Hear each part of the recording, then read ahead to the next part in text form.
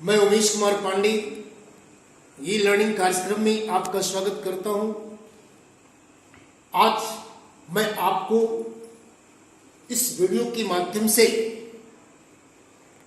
आपकी पाठ्य पुस्तक क्षितिज में प्रथम पाठ की जो शुरुआत होती है वो पर इसके कवि सूरदास जी हैं। मैं उनका परिचय के साथ आपके सामने उपस्थित हूं। अब आप उनके परिचय को, उनके जीवन से संबंधित कार्यों को बहुत ध्यानपूर्वक सुनेंगे। बच्चों, सूरदास भक्ति काल के सर्वश्रेष्ठ कवियों में जाने जाते थे। सूरदास कृष्ण के अनन्य भक्त थे। उनका जीवन का अधिकांश समय वृंदावन में अर्थात कृष्ण की भूमि में व्यतीत हुआ। सूरदास का जन्म 1478 ईस्वी में रुनकता नामक स्थान में हुआ था। यह स्थान मथुरा के आसपास, मथुरा से आगरा पथ पर अवस्थित यह स्थान है जिसका नाम है रेणुका क्षेत्र। यह सूरदास एक निर्धन सारस्वत ब्राह्मण थे। सूरदास के पिता रामदास जो एक गायक थे और उन्हीं का कुछ प्रभाव पुत्र सूरदास पे पड़ा। सूरदास के गुरु वल्लभाचार्य जी महाराज थे। दो घाट नामक स्थान में जो आगरा और मथुरा के बीच में है, वहीं रहकर अपने गुरु वल्लभाचार्य जी की सानिध्यता को प्राप्त करते हुए उन्होंने कृष्ण की भक्ति प्रारंभ की। गुरु के आदेशानुसार वह कृष्ण लीला पद गाने के लिए प्रेरित हुए। अंततः उनकी मृत्यु गोवर्धन के निकट पारसौली नामक स्थान में 1583 ईस्वी में हो गई। अब ये तो उनका जीवन परिचय था। अब उनके साहित्यिक परिचय तो हिंदी साहित्य में ख्याति प्राप्त सूरदास जी को एक सूरज की उपमा दी गई है। इनके बारे में कहा गया, क्या कहा गया? सूर सूर तुलसी ससी, सूर सूर तुलसी शशि, उडगन केशव दास, जबकि कवि खद्योत है सब तह तह करत प्रकाश। सूरदास वात्सल्य और श्रृंगार रस के कवि माने जाते हैं। सूरदास वात्सल्य रस, श्रृंगार और शांत रस के भी कवि है। इनकी भाषा ब्रज भाषा में है। ये जो कविता आपको पढ़नी पड़ेगी, यह कविता विशुद्ध ब्रज भाषा में प्रस्तुत की गई है। इनकी काव्य धारा कृष्ण और गोपियों के बीच एक मानवीय प्रेम को प्रदर्शित करती है। इनकी रचनाएं सूरदास सूरसागर, सूरसारावली,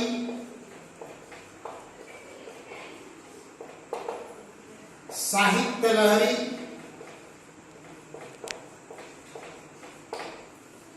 आदि है। और इनकी प्रमुख रचना सूरसागर है। अब बच्चों, इस पाठ में श्री सूरदास जी इस कविता को 4 खंडों में विभाजित किया है।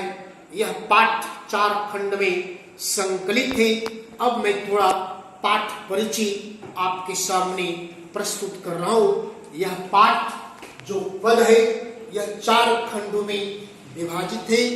प्रथम खंड में श्री सूरदास जी गोपियों और कृष्ण के बीच की भक्ति को प्रदर्शित किया है और इस भक्ति को यहाँ तक कि गोपियां भक्ति की पराकाष्ठा पे पहुंच चुकी है। कृष्ण के प्रति उनका इतना प्रेम का भाव प्रदर्शित हो चुका है कि उद्धव जी महाराज जो कृष्ण के अनन्य भक्त थे, उनके माध्यम से कृष्ण और गोपियों के बीच की दूरी को वो बिल्कुल प्रदर्शित करना चाहते हैं, परंतु गोपियां कृष्ण प्रेम से वंचित होना नहीं चाहती। और क्योंकि उद्धव जी निर्गुण ब्रह्म के उपासक थे, तो गोपियां सर्वात्मक ब्रह्म की उपासिका थी। अब यहाँ पे बात आती है कि उद्धव जी गोपियों के समक्ष आते हैं, कृष्ण के प्रति विपरीत बात करते हैं, परंतु गोपियां अपनी बात चातुर्यता के माध्यम से गोपियां इस तरह के तर्क देती हैं जो तर्क उद्धव जी की बात समझ में नहीं आती, और वह तर्क गोपियों के लिए अर्थात उद्धव जी के लिए अकट्य सिद्ध होता है।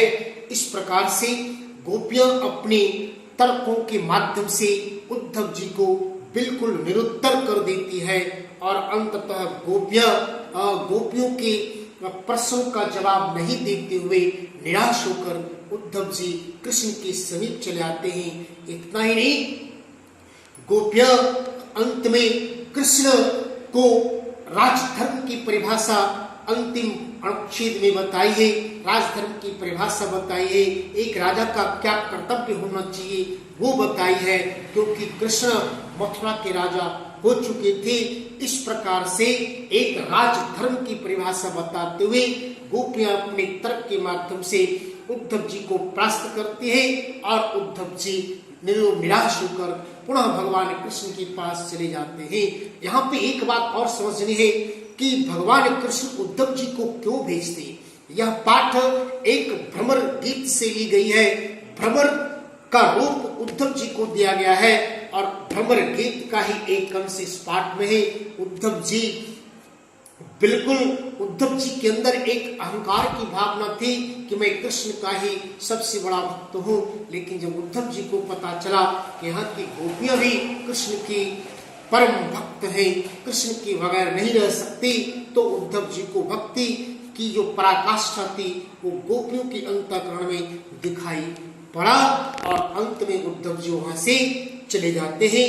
बच्चों, शेष बातें आपको अगले अंक में बताया जाएगा। आज मैं आपको पद परिचय जीवन कवि परिचय और पाठ का परिचय से आपको अवगत कराया और शेष जो बातें होगी वो कल मैं आपको अगले वीडियो के माध्यम से बताऊंगा। धन्यवाद।